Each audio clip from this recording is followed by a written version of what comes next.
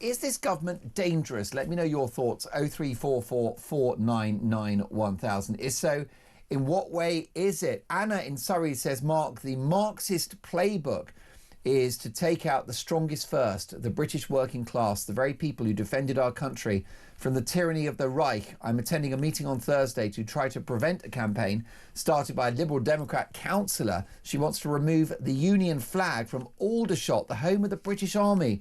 These people want to take everything from us. Cliff in Berkshire says, Mark, the gangster government is dangerous because they're demotivating the electorate. The people tend to be a nation's greatest asset.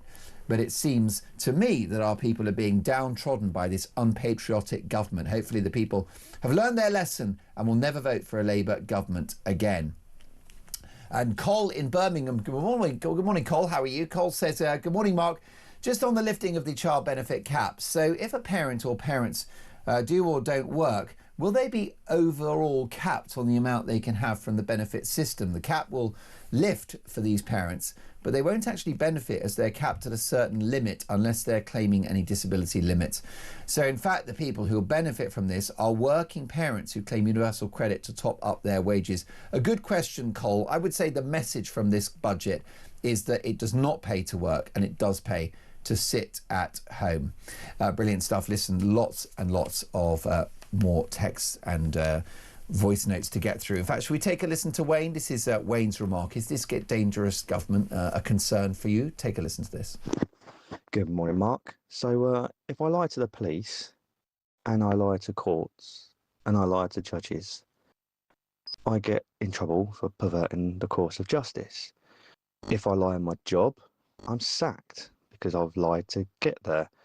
If I lie to my wife, I'm probably going to get divorced if it's something quite serious. Yet, as a politician, you can lie to get into power, you can lie while you're in power, and there is absolutely no comeuppance. There is nothing. You have got another 3 years of nothing but lies, gaslighting, and just destroying this country. What a way to wake up. A damning but brilliant voice note. And this is the problem. The credibility now within our political class is so bad. Any green shoots of hope for the Tories this week, Charlie?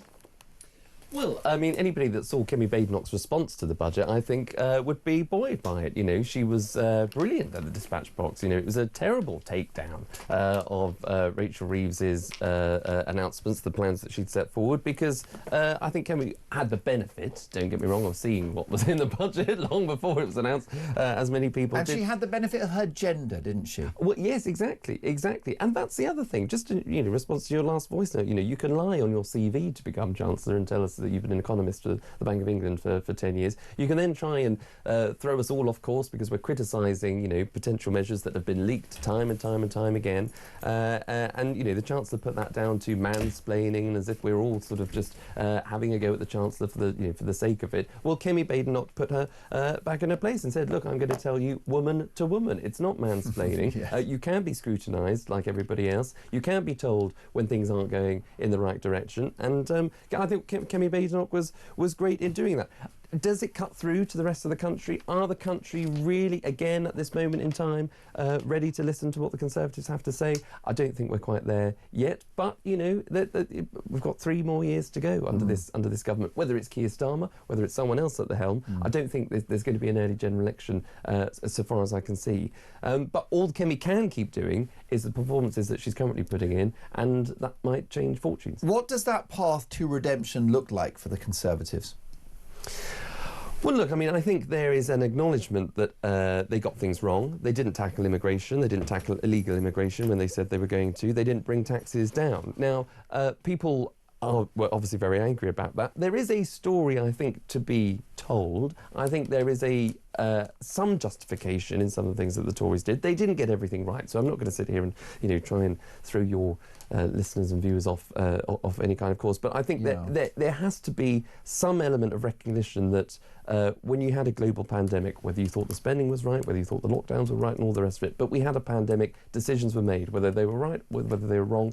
there was a lot of borrowing that took place that had to be spent for. There was a war in Ukraine, energy prices went up, the government stepped in to try and tackle those energy prices that had to be paid for. The fallout of Brexit, again, whatever the side of the argument you're on, there had to be money in the coffers in order to ensure that businesses still ran as smoothly as they possibly could. So there had to be an element of, let's not rock the boat, let's not go for tax cuts as soon as the government would have liked. That's what Liz Truss tried to do. She tried to shake that up, and it obviously didn't work out particularly well because she didn't have the confidence in the market. So there's a narrative for the Conservatives. It would be a plead to the electorate to say we got things wrong, but these are the reasons why. It wasn't all that bad after during the 14 years of our time in government. And let's not forget, people had plenty of opportunity to vote out the Conservatives. There was an election in 2010, 2015, 2017, 2019, and after all of those elections, I think the vote share of the Conservatives increased. Even though it went down in terms of the number of seats in 2017, the vote share, the popular vote, as it were, under the Tories still went up. The difficulty they've got is that Reform are pitching themselves as the real Conservatives. And therefore it's so difficult now for Kemi Badenoch to find a place, in that sort of spectrum politically that the Reform party now inhabits. Exactly, and that's why I think there was a bit of criticism from Kemi when she first came in, because there was a sort of a bunker mentality. I know she wanted to get to grips with the job, it was a new job for her as leader of the opposition, but there seemed to be a vacuum of conversation from Conservatives which allowed Farage to sort of move in and take up the role as leader of the opposition, as it were. But as time goes on, we'll have to see. A long way to go. Reform will be under scrutiny because they're always consistently ahead in the polls now. So they'll be under that scrutiny like everybody else. And all the Tories have got to do is just stick together, I think, and keep going and keep those small wins. They did very well against Angela Rayner, for example, when they exposed her for not paying her taxes. Kemi Badenoch did very well exposing the flaws in this budget. They just need to keep tight and keep going and see what happens. What's the best they can hope for now? Because Farage is not going to suddenly see a collapse in his support, is he? No, I don't think so. Unless something really cataclysmically goes wrong. No, you've got so many pals within the Tory movement, and you're a very loyal chap, and that's valuable in its own way. But maybe I can answer the question for you, which is I think the best they can hope for is to hold the balance of power in a Reform-led government. Yes, yeah, and I would. That's where we are now. Totally, and if you look, we're in a five-party system now. The Greens are doing okay compared to what they were under the previous leadership of the Greens. Votes are draining from Labour to the Greens and your party. Well, I've got to say, I love Zach Polanski. My chest expands every time he speaks. Really. Which is why you need to watch this output. If you're listening to the show, it's lovely to have your company on the radio. You can watch us on YouTube as well. Just search Talk on YouTube and up we pop. Listen, folks, is this government dangerous?